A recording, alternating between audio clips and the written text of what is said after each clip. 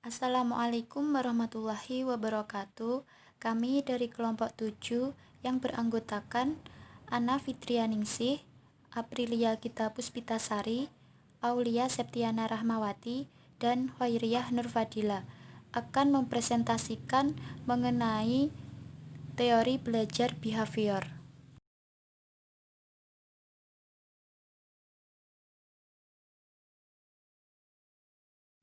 Di sini kami akan membahas mengenai pengertian, prinsip-prinsip, tokoh-tokoh, kelebihan dan kelemahan dari teori belajar behavior. Teori belajar behavior. Teori belajar behavior adalah teori belajar yang menekankan pada hasil belajar dan tidak memperhatikan pada proses berpikir siswa.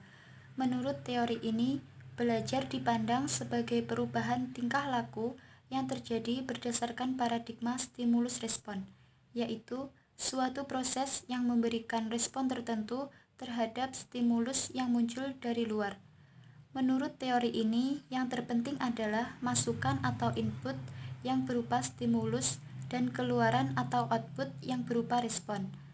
Menurut teori belajar behavior, apa yang terjadi di antara stimulus dan respon dianggap tidak penting untuk diperhatikan, karena hal ini tidak bisa diamati dan diukur. Yang dapat diamati hanya stimulus dan respon. Oleh sebab itu, apa saja yang diberikan guru atau stimulus dan apa yang dihasilkan siswa atau respon, semuanya harus dapat diamati dan diukur.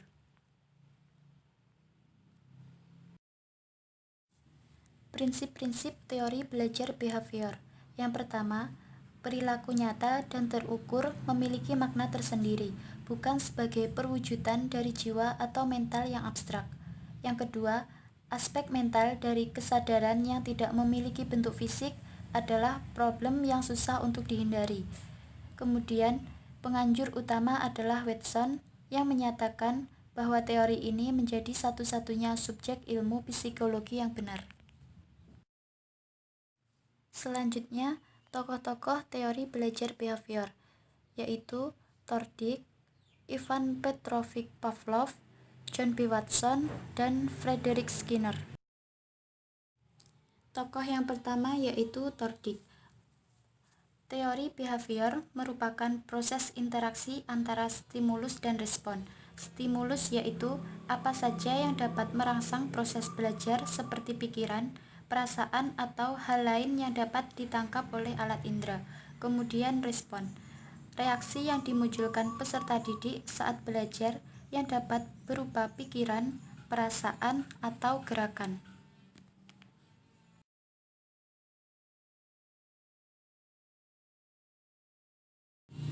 Kemudian hukum Tordick, hukum kesiapan. Semakin siap individu untuk belajar, maka timbul kepuasan dan akan dipertahankan atau diperkuat. Kemudian hukum latihan. Prinsip utama dalam belajar adalah pengulangan. Makin sering diulangi, materi pelajaran akan semakin dikuasai oleh peserta didik.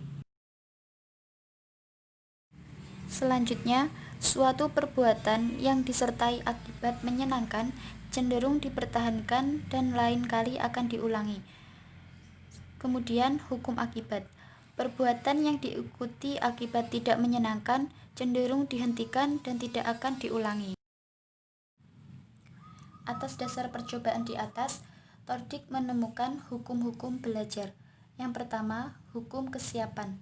Jika suatu organisme didukung oleh kesiapan yang kuat untuk memperoleh stimulus, maka pelaksanaan tingkah laku akan menimbulkan kepuasan individu sehingga asosiasi cenderung diperkuat.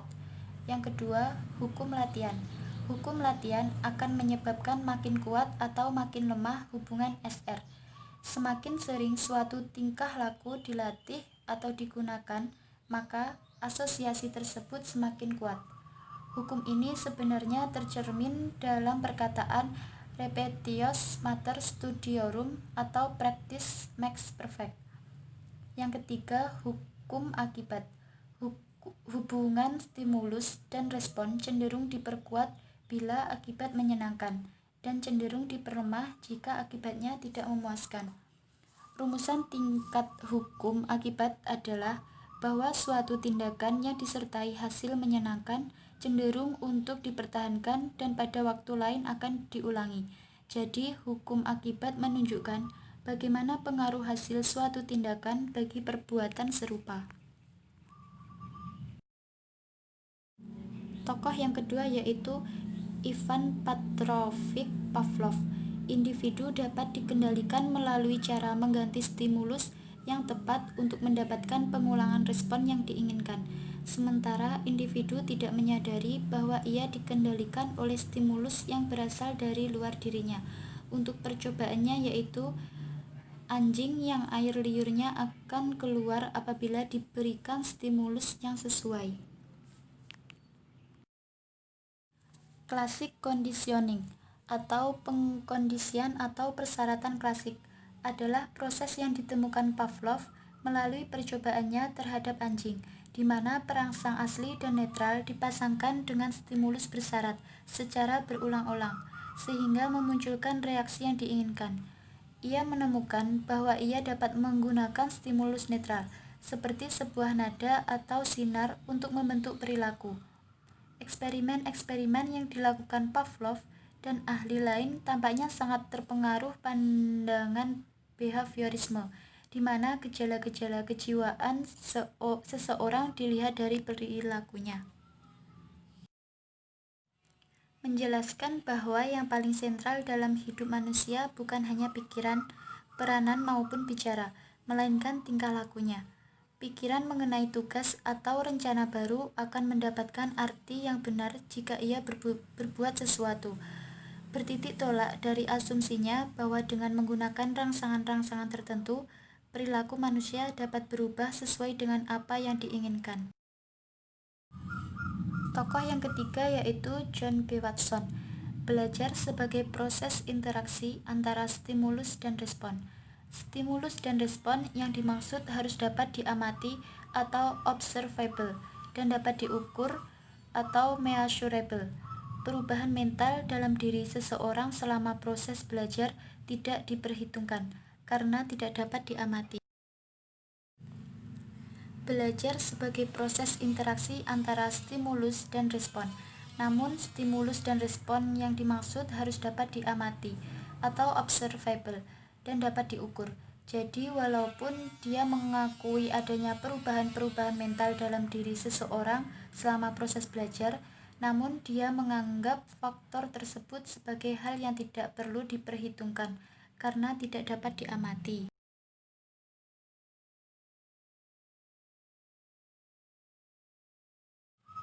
Tokoh yang terakhir yaitu Frederick Skinner, stimulus dan respon, kemudian berinteraksi dengan lingkungannya dan mengalami perubahan tingkah laku. Stimulus saling berinteraksi, kemudian mempengaruhi respon, dan muncul konsekuensi, kemudian tingkah laku. Konsepnya lebih komprehensif. Hubungan stimulus dan respon yang terjadi melalui interaksi dalam lingkungannya, sehingga menimbulkan perubahan tingkah laku. Respon yang diberikan siswa tidak sesederhana, sebab stimulus akan saling berinteraksi. Merupakan tokoh yang paling banyak pengaruhnya dalam perkembangan teori belajar, dengan munculnya program pembelajaran seperti teaching machine, pembelajaran berprogram, dan lain sebagainya, yang mempopulerkan konsep penguatan sebagai pengganti hukuman.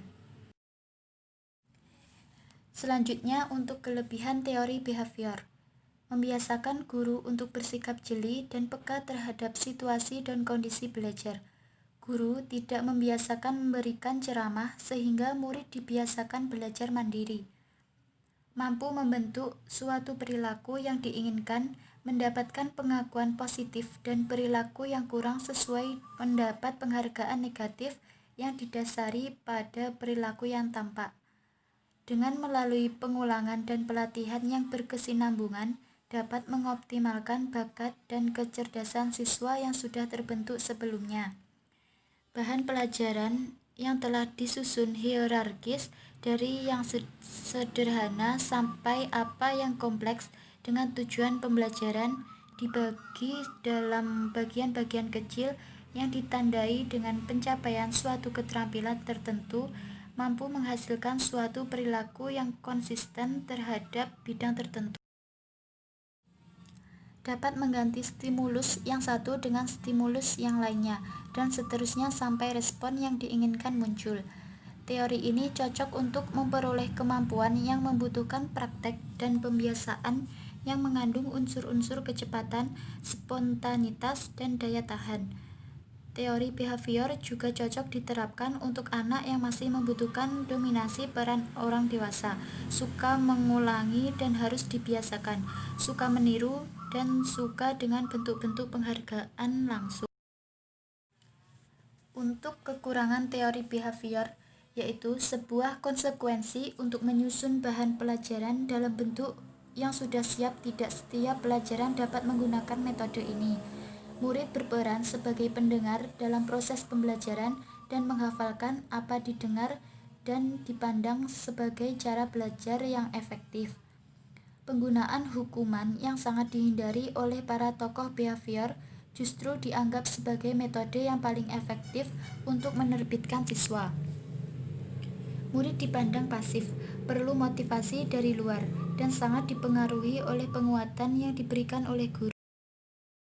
Cenderung mengarahkan siswa untuk berpikir linier, konvergen, tidak kreatif, tidak produktif, dan menundukkan siswa sebagai individu yang pasif.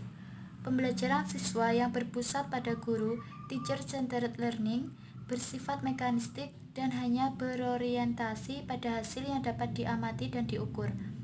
Kemudian, penerapan metode yang salah dalam pembelajaran mengakibatkan terjadinya proses pembelajaran yang tidak menyenangkan bagi siswa.